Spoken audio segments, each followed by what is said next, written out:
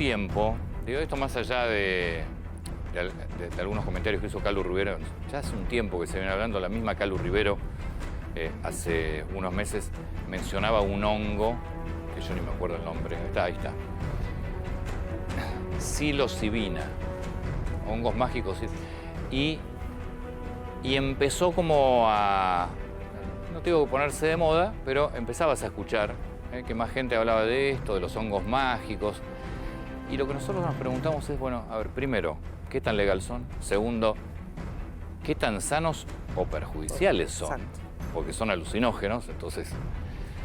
Así que nos vamos a hablar con el doctor Damín, que es el jefe de toxicología del Hospital Fernández. ¿Cómo le va, doctor? Buen día. ¿Qué tal? Buen día, ¿cómo están ustedes? Pero bien, muchas gracias por atendernos. ¿Qué es Un gusto, esto de un hongo, este hongo comestible? Digo, ¿lo puede plantar cualquiera? ¿Qué es? ¿Qué tiene? A ver, hay hongos que son de la familia, incluso algunos se los conoce como cucumelos, que tienen básicamente dos componentes, que son la psilocina y la psilocibina. Estos dos componentes son componentes que producen alteraciones y distorsiones de la realidad, son hongos alucinógenos. Y que, como toda sustancia que produce alteración del estado de conciencia y de esta manera que produce visiones que no existen o sonidos que no existen, en muchos casos lo que generan es esta cosa de magia, ¿no? Y por eso se han usado con fines religiosos, con fines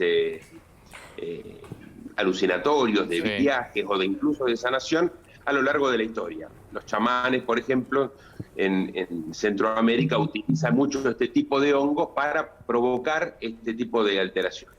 Pero uno debe siempre aclarar, por lo menos desde la medicina alopática, de la medicina que yo hago y que yo conozco, que son hongos que ponen en riesgo la salud de la persona, claramente porque distorsionan la realidad de la persona. Ahora, doctor, con respecto a los dichos, bueno, Calu Rivero hablaba sobre el ego, la depresión. Digo, ¿uno puede utilizar este tipo de hongos para curar depresión? No, definitivamente la depresión es un cuadro psiquiátrico complejo que requiere de medicina basada en evidencia para tratar. Y por eso tenemos una batería de antidepresivos muy, muy importantes y que además, como todo antidepresivo, tampoco es inocuo. Mire, los medicamentos mejoran mucho la calidad de vida, pero nunca deben tomarse fuera de la prescripción precisa, porque todos los medicamentos tienen efectos secundarios, efectos adversos, además del efecto benéfico para el que han sido producidos, y siempre se está tratando de buscar un nuevo medicamento que disminuya esos efectos. Por lo tanto, este otro tipo de alternativas para pretender curar o mejorar o aliviar una dolencia, que no tienen un estudio concreto basado en evidencia real, bueno, tienen mucho riesgo, ¿no? Ahora, pero ¿hay legislación sobre esto? Digo, está prohibida la comercialización, en teoría. Ahora, yo los puedo plantar, los puedo tener en mi casa. Mire, este tipo de sustancias figuran dentro del listado de sustancias prohibidas, claramente.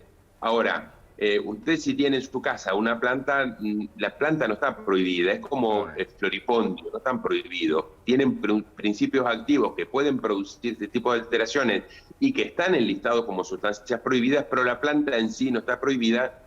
Y cuando en algunos casos se ha prohibido, como por ejemplo lo ha sido con el tema de la marihuana, bueno, tuvimos un fallo muy concreto de la Corte Suprema, que fue el fallo Arriola, que claramente demostró que la gente puede, amparado en el artículo 19, si no incita al consumo, si no afecta a menores, no afecta a terceros, puede tener en su casa lo que quiera. Doctor, ¿cuál es la consecuencia de consumir estos hongos y qué pasa si consumo de más?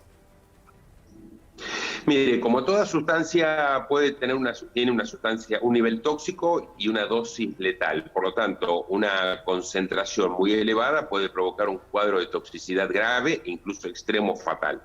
Ahora, todas aquellas sustancias que alteran el estado de conciencia pueden poner, incluso en bajas cantidades, donde desde el punto de vista clínico no pone en riesgo a la persona. Es decir, por ahí con una baja concentración la persona no va a tener un cuadro cardíaco grave, no va a tener un cuadro cardiovascular grave que lo ponga en riesgo a la vida. Pero el problema que tienen que como distorsiona la realidad, muchas veces la gente comete, por ejemplo, suicidios, intentos de autoeliminación que no pretendían hacer simplemente porque estar bajo el efecto de un alucinógeno y no saber lo que hace, termina con la vida de él, ¿no? Bueno, básicamente es un disparate entonces consumir esto. Mire, perder el estado de conciencia, no saber quién uno es o no, o perder el control total. Fíjese que en algunos grupos lo que suelen hacer cuando lo van a consumir es que algunos no consumen para cuidar a aquellos que consumen, ¿no? Entonces, son prácticas recreativas con un alto riesgo. Y dentro de lo que, bueno, usted está en el área de toxicología, ¿se está viendo una mayor cantidad de pacientes con con efectos, es decir, de haber consumido esta clase de hongos, o no se está viendo? La sensación es que se habla más, por lo menos. Se habla más, no hemos tenido, es decir, hemos visto y marcado, mire, yo tengo 31 años en el servicio de toxicología y hemos ido detectando un aumento. No es que ha habido en este momento un gran incremento, pero hemos tenido casos sistemáticamente a lo largo de estos 30 años y cada vez con mayor frecuencia, pero no es una cifra que nos alarme en el hospital. Nos sigue preocupando más el alcohol, el consumo de psicofármacos, el consumo de estimulantes y sintéticas que de este tipo de sustancias recreativas. Hoy lo último que le pregunto, doctor, y lo dejo seguir trabajando. Hoy, si usted tiene que mencionar así una suerte, recién lo dijo, pero una suerte de ranking de productos que esté viendo con mayor consumo, ¿cuál es el primero de ellos? Lejos y por lejos el alcohol.